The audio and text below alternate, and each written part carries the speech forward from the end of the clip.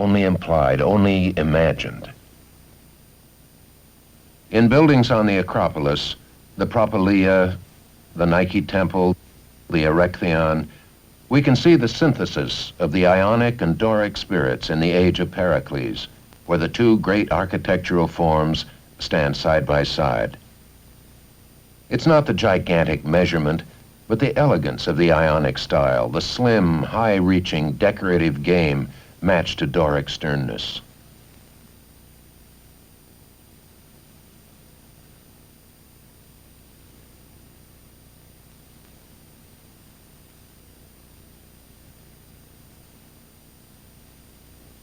In this partnership, the Parthenon appears as the last refined perfection of the Doric style. Tension that lies in rejection of straight lines fills the entire building. The vertical leans inward, measurably should the eye think it is deceived. The perspective of the tightly knit colonnade is emphasized at the corners.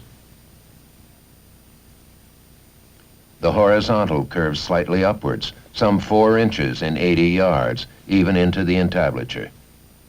The artists of that time handled the pedantic problems and difficult proportions of the Doric order with masterly consequential virtuosity.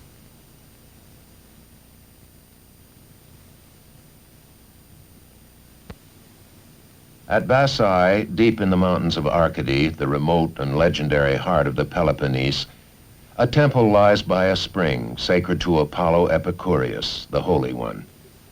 Pausanias notes that Iktinos, who built the Parthenon, was the architect of this temple too. The rather conventional Doric exterior hides a quite revolutionary solution to the problem of the inner space of the cella. Throughout, Ionic columns with unusual Ionic capitals and unusual column bases are attached to the inside walls by short spurs. Here, Greek artists created the first covered inner space with an architectural facade. An Ionic entablature with a sculptured frieze runs above the capitals of the interior colonnade. The exterior of a temple has been turned into the interior. The experiment is rounded off by what is thought to be the earliest known Corinthian capital, as a single central column in the background. The only source of light came through the door. The sculptured frieze must have been in semi-darkness, hovering over visitants to the awesome room. The subject of the frieze is the Battle of the Amazons. The physical contrast between male and female, strenuously engaged in combat, had always been attractive to Greek artists. The difference between men and women is made much of at every turn. A fallen Amazon, no less the warrior, plainly wishes to discuss with her vanquisher whether the coup de grace is really necessary. The frieze is 10 inches high. Its background is colored blue, bare skin and light tones, garments and armor in red, green, violet, weapons in metal bronze.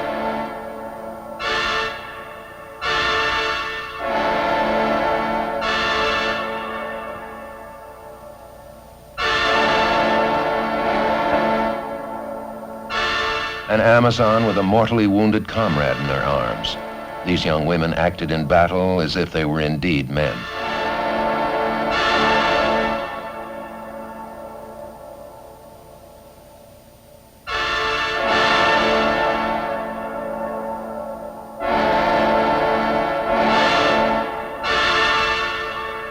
An Amazon stops her comrade from killing a fallen opponent. What had once been taken for granted is now questioned. There's something more between friend and foe than merely the will to kill.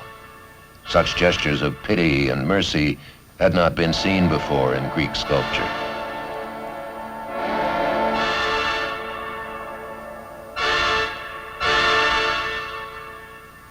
Without any clear dividing mark, the battle of Amazons and Greeks turns into a violent brawl between Lapiths and the drunken centaurs.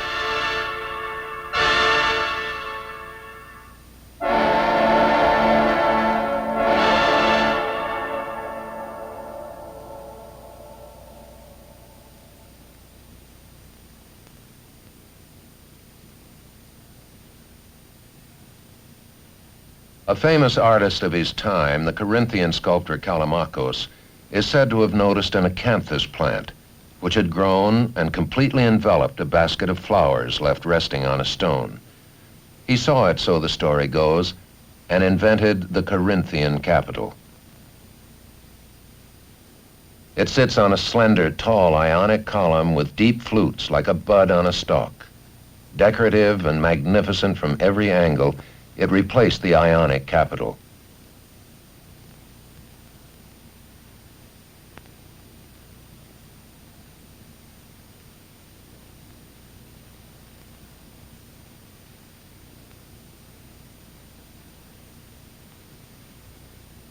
The monolithic columns of the archaic Doric temple seem to carry their load like a living organism growing from the very earth.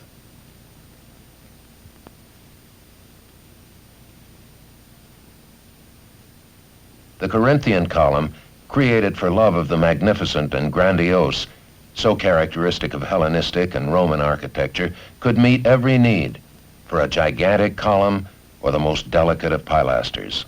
The interior of the Roman temple at Baalbek in Syria had its ancestor in the cella of Baassé, and the inimitable pillars of Greece have passed on to their descendants, however remote from origin, something that lingers architecturally in the Baroque facade of the 17th century, in the occasional 19th century copies, in some of our own modern love of the leaning line and the simple curve.